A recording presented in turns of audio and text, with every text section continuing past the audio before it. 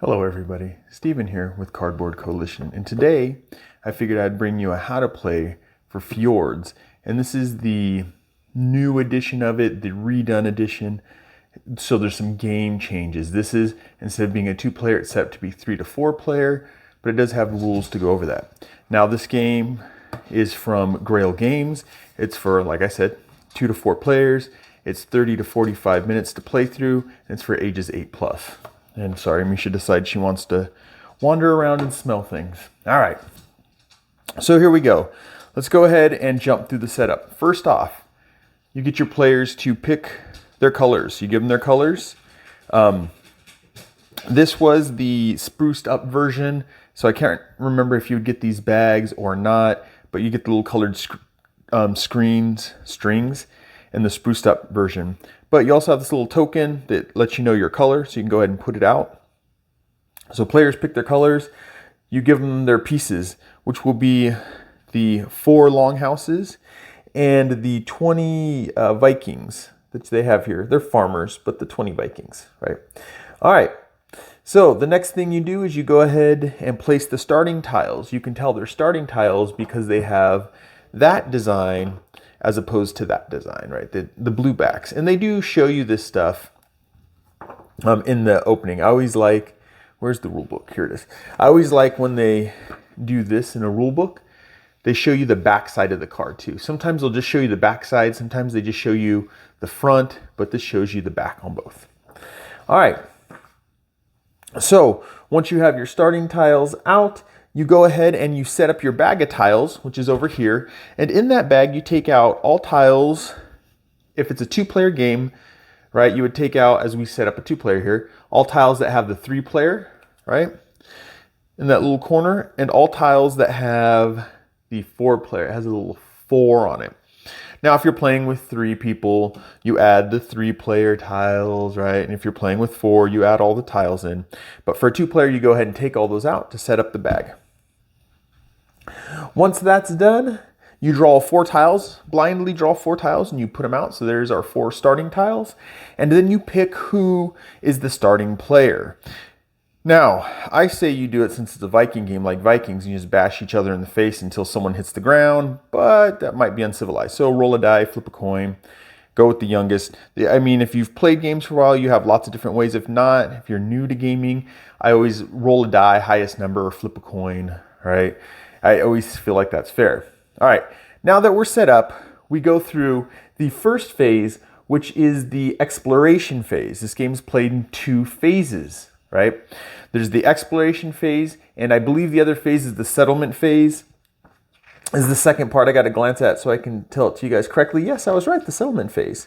All right, so for the first phase, what you want to do is you take turns, starting with the first player, and you pick a tile.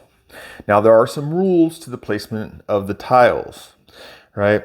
So the rules are they have to have matching, they have to match the terrain on 2 different sides, right? And they have to go up against 2 other of the tiles. So this one works. Now, though it looks like this would work, you can't do that because only one side is matched up.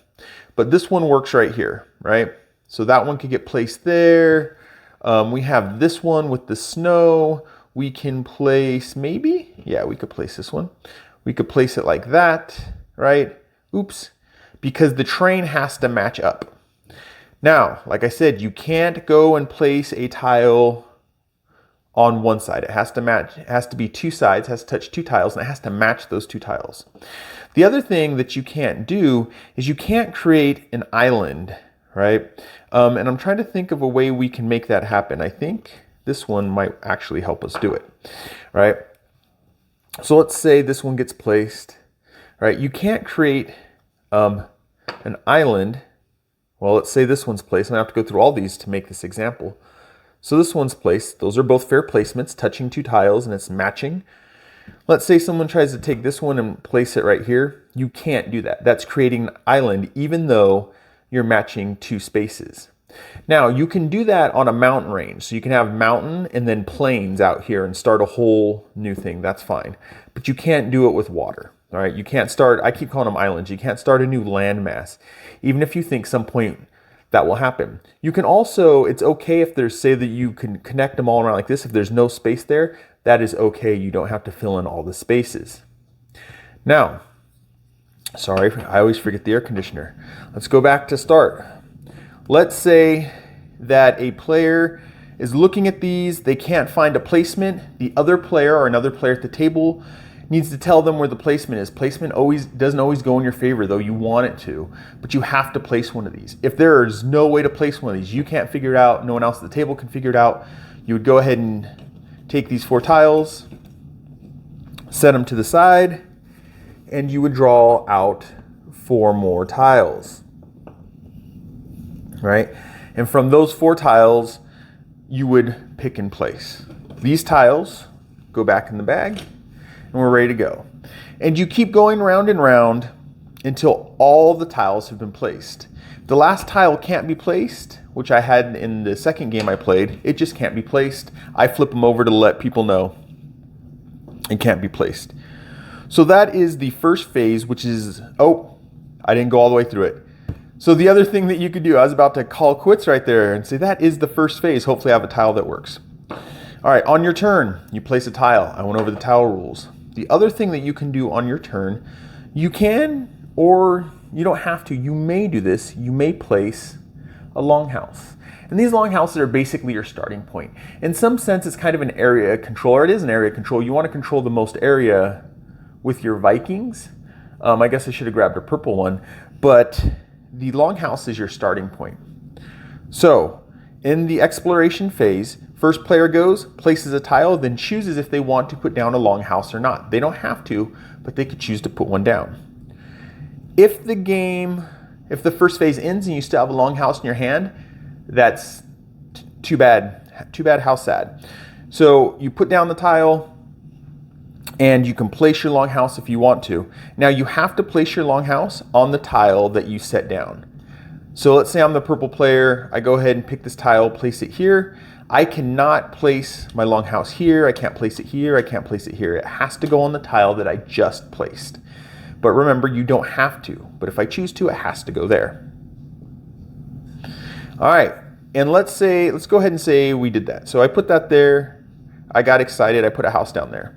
Then me as the purple player would take a tile out and set it down. This lets the next player know it's now their turn. Because there is going to be times where you're going to try to see if it fits, and it can be confusing to people.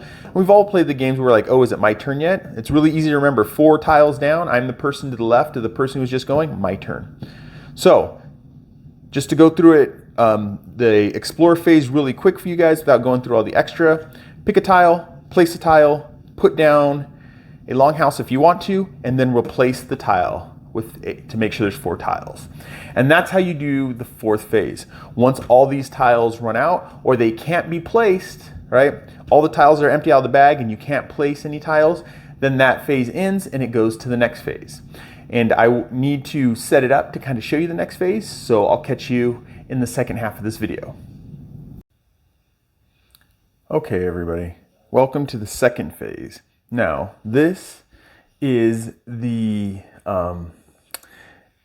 settlement phase. It's weird. I want to call it settlement because you're placing houses down, but explore phase is when you set tiles. The first phase went over. Welcome to the settlement phase. You're going to start taking little farm workers and going out.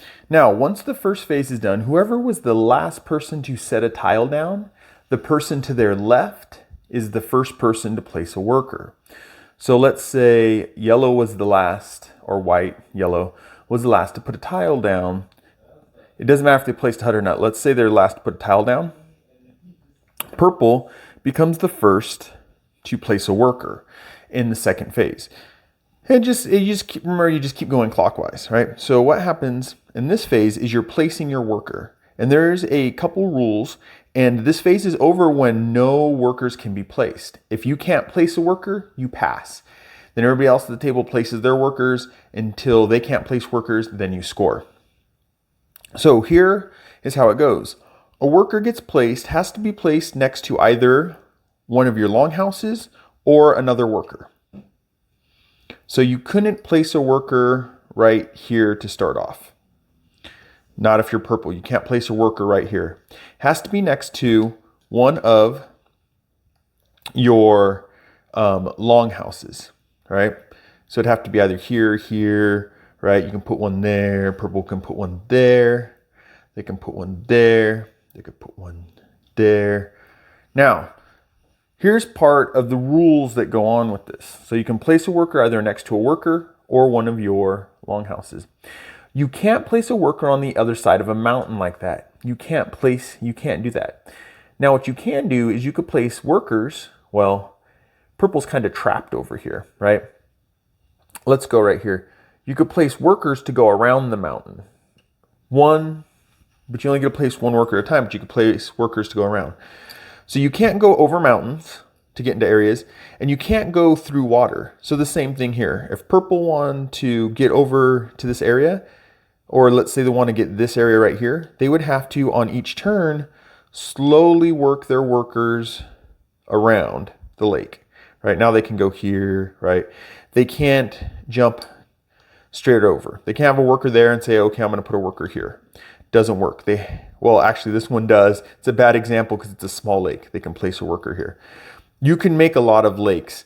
I was planning this out by myself and it didn't turn out so well. So all you have to remember is workers can't jump straight over mountains. Like right here, you can't place a worker right here. Even though this is a tile next to your longhouse, you'd have to place one here and work your way around. Water is the same way. You can't go through the water. You have to work your place around. And then you place a worker, next person goes, and you go back and forth or around the table until everyone's placed all their workers.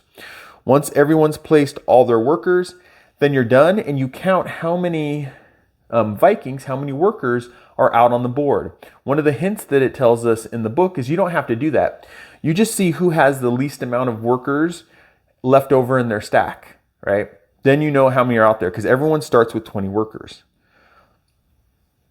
So either you can count all the workers out here on the board, which takes a little bit longer, or you can sit there and say, let's say purple has 4 left and, yellow over here has, let's see if I can make it 7 left, right? Purple has less workers. That means that in their stock or in their reserves, that means they're out on the board. Purple wins. Now, if there is a tie, the last person to go in the two tied player, let's say they're both tied and yellow went last this time, purple and yellow are tied for the amount of points. Yellow would win because they were the last one to go, even though it's tied. And that is basically how you play Fjords. There are some extra things in the book. If you look into the back of this manual, it gives you the original how to play. That's the runes and stuff. There's runes. So down here, it gives you the classic variants. You could still play the classic 2-player. You could play the epic 2-player, which is pretty simple. You play with all the tiles and you have extra, you take 10 more. I believe it's 10 more. I have the bag set up right here. These are the extra workers for epic mode. You could always just play black and yellow, but you could also, know that you have the 2 different colors. And I mean, you guys can look into the runes and how you use the runes, but there's there's like 3 other variants. The runes give you actually multiple, so there's more than 3 other variants that you can do to play this game. But what I showed you here was the basic way to play and at 2-player, and this plays up to 4. So I hope that made sense. I hope you guys understood and enjoyed. But that was how to play Fjords. My name's Steven with Cardboard Coalition. I'll catch you in the next one. Bye.